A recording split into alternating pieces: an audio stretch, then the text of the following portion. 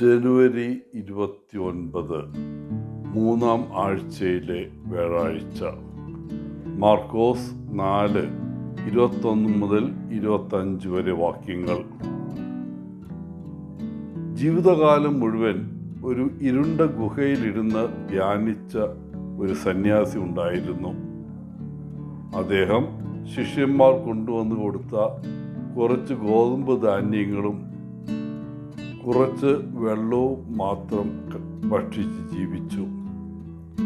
ആ സന്യാസി ഒരിക്കലും നടക്കുകയോ വെളിച്ചത്തിലേക്ക് വരികയോ ചെയ്തില്ല. അതിനാൽ ഒടുവിൽ അദ്ദേഹത്തിന് നടക്കാനും കാണാനുമുള്ള കഴിവ് നഷ്ടപ്പെട്ടു. കൂടുതൽ ഉള്ളവർക്ക് വീണ്ടും നൽകപ്പെടും, ഇല്ലാത്തവർക്ക് ഉള്ളത് കൂടി എടുക്കപ്പെടും എന്ന യേശുവിൻ്റെ വാക്കുകളിലേക്ക് ഈ സംഭവം നമുക്ക് ഒരു ഉൾക്കാഴ്ച നൽകിയേക്കാം. ആത്മീയ ശക്തികൾ ഭൗതിക ശക്തികൾ പോലെയാണ്. നമ്മൾ അവ എത്രത്തോളം ഉപയോഗിക്കുന്നുവോ അത്രത്തോളം അവ ശക്തമാകുന്നു. നമ്മൾ അവ എത്രത്തോളം ഉപയോഗിക്കാതിരിക്കുന്നുവോ അത്രത്തോളം അവ ദുർബലമാവുന്നു. നമ്മളവ ഒരിക്കലും ഉപയോഗിക്കുന്നില്ലെങ്കിൽ ആ കഴിവുകൾക്ക് ഒരിക്കലുണ്ടായിരുന്ന ചെറിയ ശക്തി പോലും നഷ്ടപ്പെടും. ഇന്നത്തെ സുവിശേഷത്തിൽ യേശു തൻ്റെ ശിഷ്യന്മാരോട് പറയുന്നു, നിങ്ങൾ അളക്കുന്ന അളവ് കൊണ്ട് നിങ്ങൾക്ക് അളന്നു കിട്ടും, ഇനിയും കൂടുതൽ നിങ്ങൾക്ക് ലഭിക്കും. കൂടുതൽ ഉള്ളവർക്ക് കൂടുതൽ നൽകും, ഇല്ലാത്തവന് അവന് ഉള്ളത് കൂടി എടുത്തു കളയും.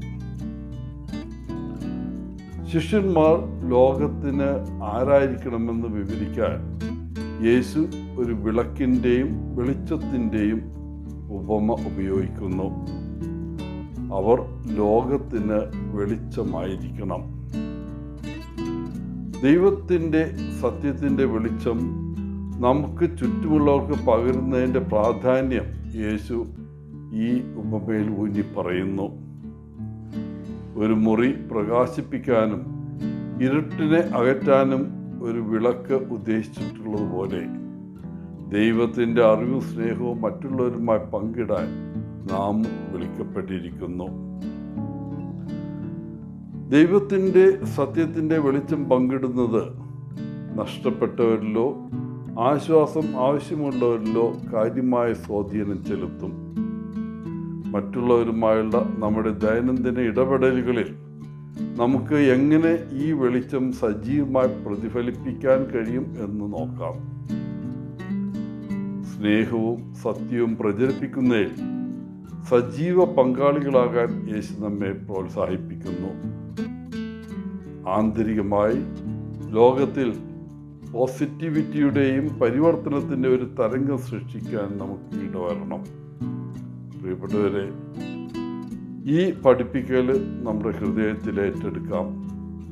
നാം കണ്ടുമുട്ടുന്ന എല്ലാവരുമായും ദൈവത്തിൻ്റെ വെളിച്ചം പങ്കിടാൻ പരിശ്രമിക്കാം. അങ്ങനെ ലോകത്തെ അവൻ്റെ സ്നേഹവും കൃപയും കൊണ്ട് നമുക്ക് പ്രകാശിപ്പിക്കാം. എല്ലാവർക്കും നല്ലൊരു ദിനം ആശംസിച്ചുകൊണ്ട് ഒത്തിരി സ്നേഹത്തോടെ പോളച്ചൻ CSSR from Kerala.